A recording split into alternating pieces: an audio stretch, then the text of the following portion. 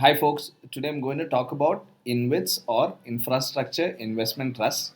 A lot of investors are interested in InvITs and in REITs because this gives you a chance to invest in projects like real estate or infrastructure related where you don't have to manage it but you can get stable returns. So let's look at this in a little more detail. InvITs are a type of investment vehicle which is similar to mutual funds because they pool resources from either individual investors or from institutional investors, and then they use this to make direct investment in infrastructure projects. And what is the asset that these infrastructure projects hold? It's typically assets like highways, power transmission, etc. So the income which is generated from there, a portion of this is given to the investors. To start with, I got a list of 18 InvITs. What I did is then I removed the InvITs which had started after 1st Jan 2024 because I thought this would be too recent and they would not have much of a track record. Then I calculated what is the CAGR growth from IPO price to the current price, and wherever the CAGR was less than 5%, I removed that as well. I was left with four InvITs, out of which I could not find much data on the intelligent supply chain InvIT, so I've removed that as well, leaving me with three InvITs. And which ones are these? The first one is IndiGrid InvIT. This is one of India's largest listed InvITs. It's an old one as well. It has started in 2017. Essentially, they operate in the power sector. They own and manage power assets and renewable energy assets. The second one is NHAI InvIT, which is the national highways, and we can invest into assets owned by the NHAI and generate income from here. The third one is Cube Highways. This has started quite recently in 2023.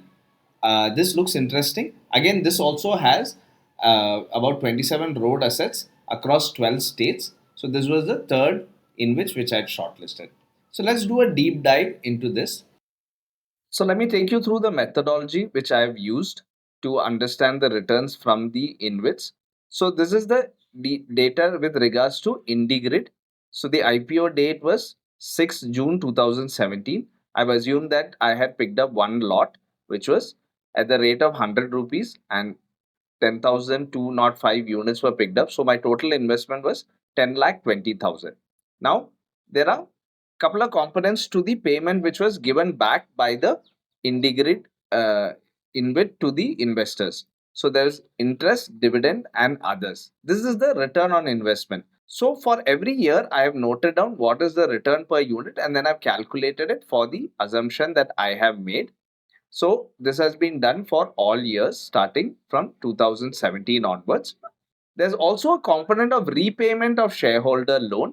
So I have calculated that as well. This is important to understand because here it is as if the principal amount that you paid has reduced. Therefore, your return on investment goes up. So this is the final return on investment that you're getting.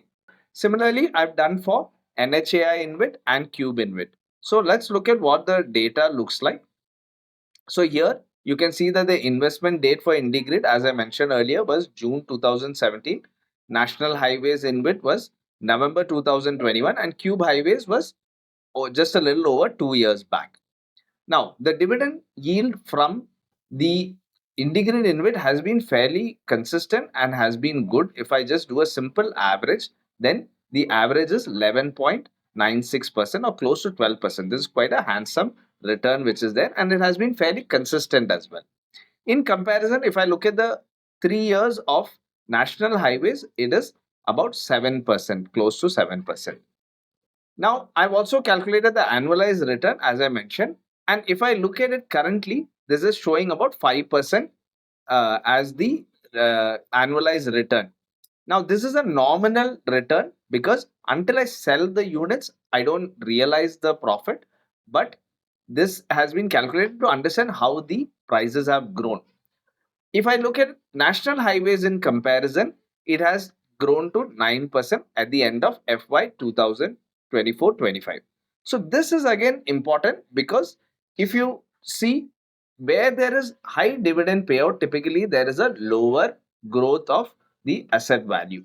Whereas where there's a lower dividend payout, there is a higher growth.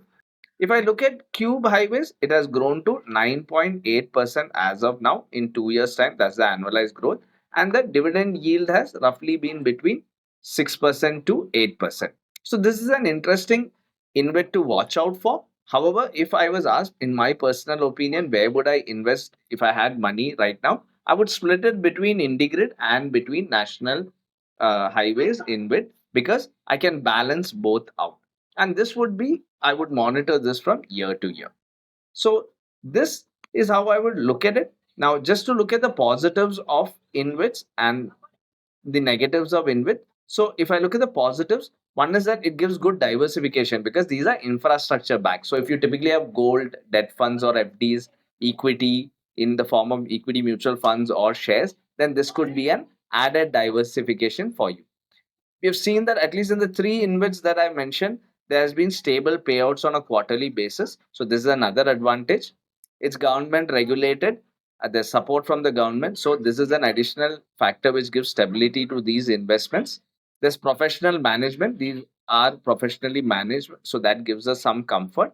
And IndiGrid being transmission related is insulated to economic cycles. Whereas if you look at the toll related, the national highways and the cube highways in which, then they could have an impact on the tolls, right? There's also policy risk. When policy changes, this could impact the InvIT because again they are related to government.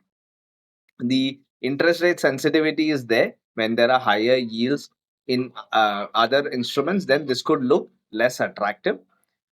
These being large projects, these have huge debt burden, and this could add or increase at a later date. So it could change the structure of the InvIT in a certain way, and your payouts could be affected. There's lower liquidity definitely because equities can be sold at any point of time, but these don't trade like regular equity. Maybe you can sell it once a week. So you have to consider that factor in mind. And there is tax complexity. You're getting dividends, you're getting interest, you're getting repayment on shareholders, and you're also may have other components. So all this needs to be accounted for. So I hope this helps you in your investing journey. If you have any queries on InvITs, please do drop a comment or write into us at our contact points and we'll be happy to get back to you. Thanks for watching.